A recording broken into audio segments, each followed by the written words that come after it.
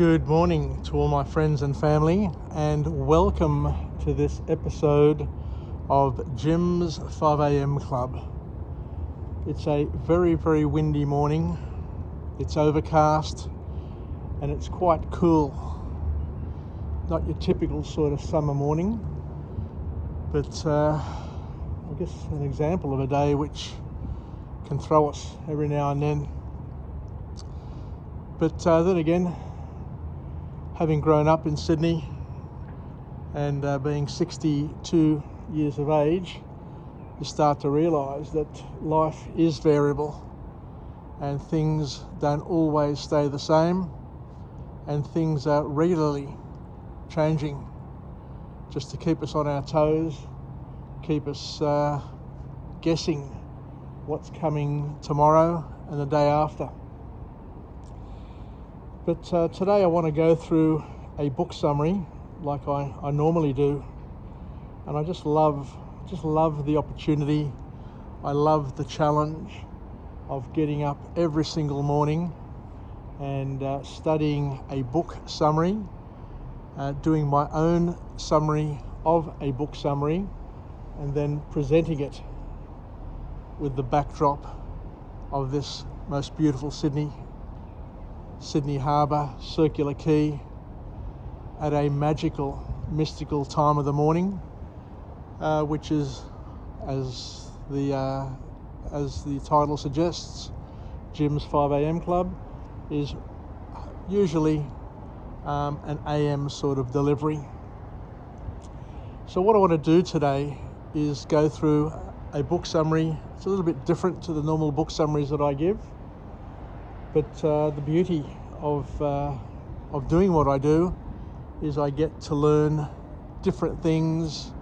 We get to add the unknown to the known and to tick as many boxes as possible. So today's book summary is from a book entitled Testing Business Ideas by an author named Daryl J Brand. So the author kicks off the book summary with a profound sort of observation which helps put things into perspective, where he says that in today's educational system, many people, many of us, you and I, have grown up in a system where we've learnt, rightly or wrongly, to struggle with being wrong or being incorrect. The culture of rewarding right and penalising wrong extends far into our lives and into our work and business lives as well. And it's important for us to understand and to appreciate that we have been conditioned in many ways to look for one and only one right measure, right answer. So what are we saying here? What are we getting at? What the author here is suggesting is that the education system that we've grown up in has caused us to be the way we are and to be reluctant to experiment and possibly make mistakes for fear of ridicule, for fear of being labelled as being incorrect or wrong. Now, I work with lots of people, and I'm astounded at how many times people will tell you that you're wrong in terms of how you're doing something or how you're thinking about something. And I stand up and I say to them, there's more than one way to do what we're doing. Now, your way isn't the only right way. At the end of the day, each problem has multiple solutions, and that you don't have the monopoly on being right. But a lot of people, as I say, have been scarred by their educational experiences, by their relationship experiences, and once burnt, I guess people become more sensitive to experimenting, and hence want to play it safe and keep it safe. But that in itself, as the author here suggests, can lead you to more issues, to more problems. For those of you who don't really know where I am at the moment, I'm up here perched up on the International Passenger Terminal, and it's closed off at the moment with this tent, and I'd imagine that there is images, or there is some sort of image projected on the Opera House during the evening or some evenings, and the projection equipment is in this little tent area. So as you can see, it's well lit up over here. It's lit up with the beautiful sign of the Overseas Passenger Terminal, and I've come up as far as here where I am to benefit from the backlight, which helps me read and refer to my notes as and when I need. So the author then goes on to talk about the fact that a lot of people in business are in far too much of a hurry to rush their product or service to the market without spending enough time, without adequate testing, according to the author. And hence, by not testing their product and throwing it into the market, there are advantages and disadvantages. One of the advantages of being a prime mover is that you get to be out there in the market as quickly as possible, and you can pick up business, early business, by being proactive. But one of the dangers of being quick to market is that your reputation could be immeasurably damaged by putting something out there that is incomplete, that is not ready for market, and can, as we said, can be a sword that can cut through and give you significant market share and market leader advantages, but it could also slice you to bits and ruin not only your future, but also the reputation that you've built up until now.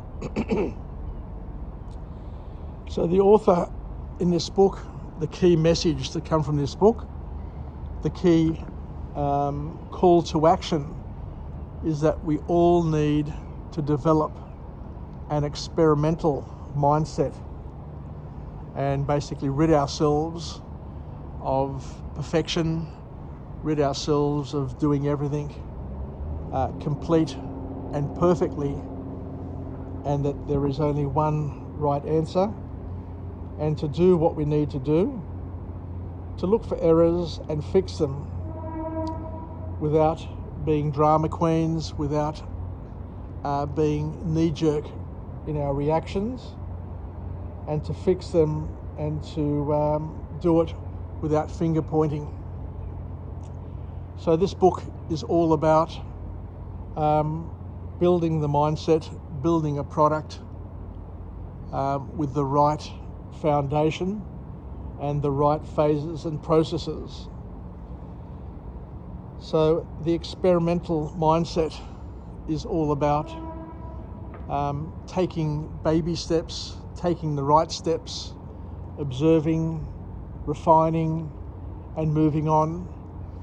Because as Marie Forleo, another famous author, always talks about, she says it's more important to progress than to be perfect.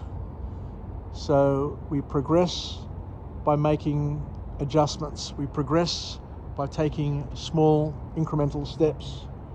We progress by being open and honest with ourselves, and that's a key business message.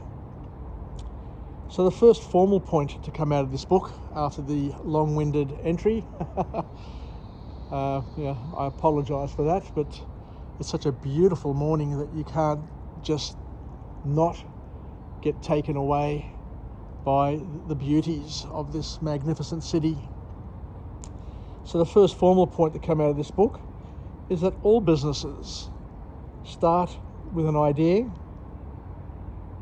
but we should also always understand and know that every idea needs to leave room for design and adjustment. And as we said, each idea that we come up with is a work in progress. Each and every one of us is work in progress. We are slowly honing, we are slowly becoming better, improved versions of ourselves. And if we're not, then we probably need to to stop and take account and readjust and reset ourselves. And the author talks here about a thing called a design loop, where each and every one of us need to understand the phases and principles and try and incorporate them into our lives, because at the end of the day, we are the CEOs, we are the architects of our present, and our present is tomorrow's history.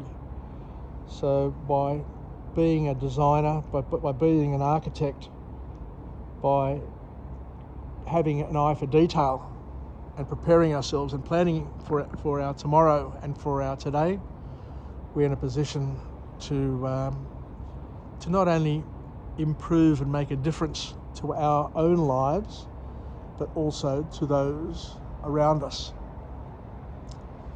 So the author here talks about the design loop and informs us that the design loop requires brainstorming, where we brainstorm lots and lots of ideas, which we are then invited to refine and narrow down.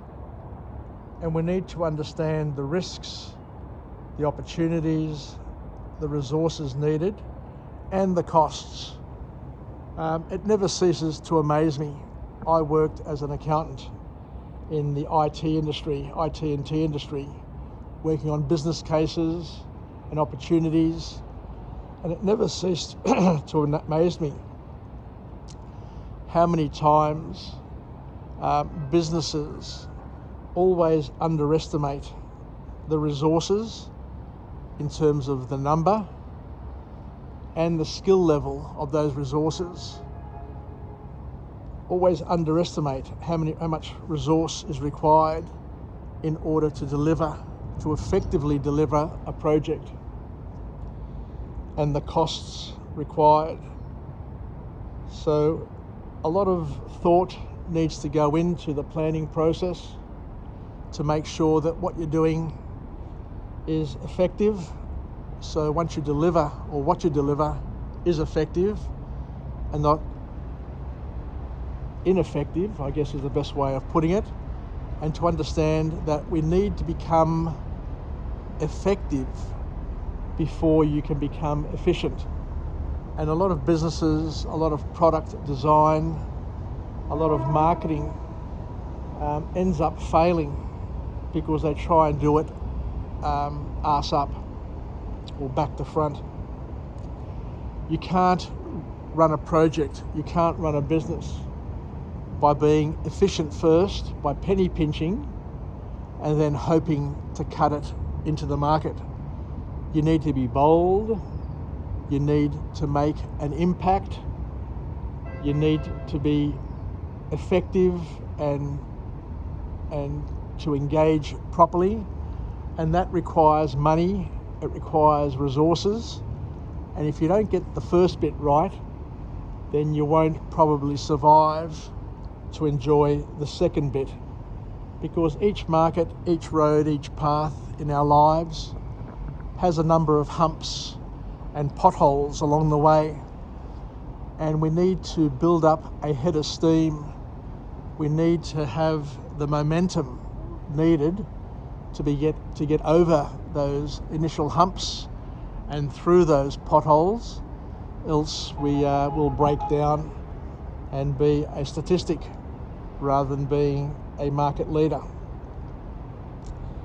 So the author says that we need to give enough investment into the ideas to understand the risks, the opportunities, the resources and the costs, but we also need to invest in the value proposition, a thing called the value proposition canvas, where we understand our customer needs and the value that we bring and the pain that we alleviate from our customers through our product and service.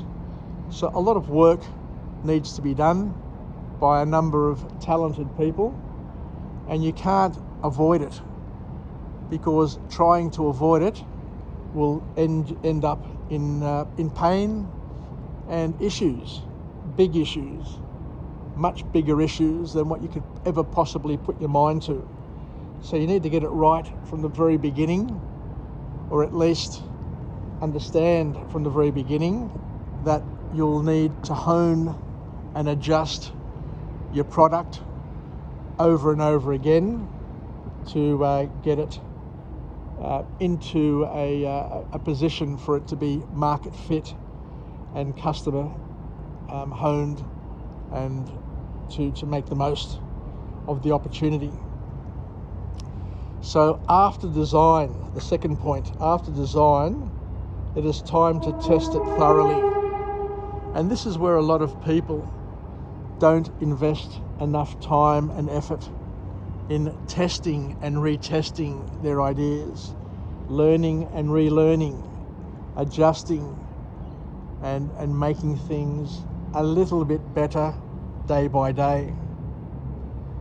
We need to analyse extensively and continue to analyse and keep an open mind, and to gently and consistently, according to the author, eliminate the assumptions, and to be objective, and to incorporate OPE, other people's experiences and our own experiences in the process, in the steady process of product development. We need to compare and contrast and collaborate, and we need to incorporate time-tested principles and pressure test our ideas, and continue to do it, and not to get lazy and to sit back and think that our product is complete or our service is complete, because everything needs to be continually honed, polished and improved, according to the author. So it's important, as we said, because a lot of the things that we do in our lives are biased, and it's biased by the assumptions that we make and the conditions that apply at a particular point in time. But just like today is overcast, is cold and is windy, just the other day I was here and it was hot, it was clear, it was balmy, and it was flat. So things change day by day, and because things and the environment and everything around us changes, so we too, so our products and services need to morph to match the conditions if we are to be able, I guess, to meet the future requirements of our customers, our suppliers, and the environment. So something to consider, I guess, is what the author is telling us. So the author, once again, calls us to action, to test and experiment with our assumptions, and to be thorough with that testing and experimentation, because through these activities we will discover other things about our products and be able to, I guess, expand our product and develop and lead into more products and services. So we need to basically go through a discovery and validation process when we're testing and experimenting with our products. And the author says that with our discovery, we can do things like customer interviews, and we can observe customers and clients and people using our product and services to be able to understand what their pain points are, because what our job is to do is to identify what pain people are going through and to ensure that our products and services are not enhancing those pains, but in fact minimizing and solving the many problems that the clients have. So we need to ask for honest feedback. You know, people will give you feedback, customers will give you feedback, but you've got to ask them directly for honest feedback, because it's only the honest feedback that is going to have the biggest impact. So we need to review, we need to update our products and services, and we need to continuously go through this loop and to invest in R&D and to understand the concept of can I. Any product, any organisation, any event in our lives needs to go through constant and never-ending improvement. Can I? In order to generate quality and to make sure that we stay on top of our game and ahead of the competition. So I think that's about it. So it's all about observing and responding and improving and delivering a quality output. So thank you very much for joining me on this episode of Jim's 5am Club, and it gives me an opportunity to tick off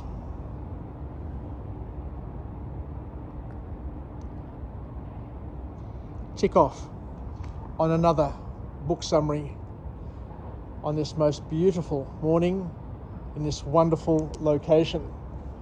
So thank you for joining me, and what I'll do now is I'll just head off and go back to work, or go to work.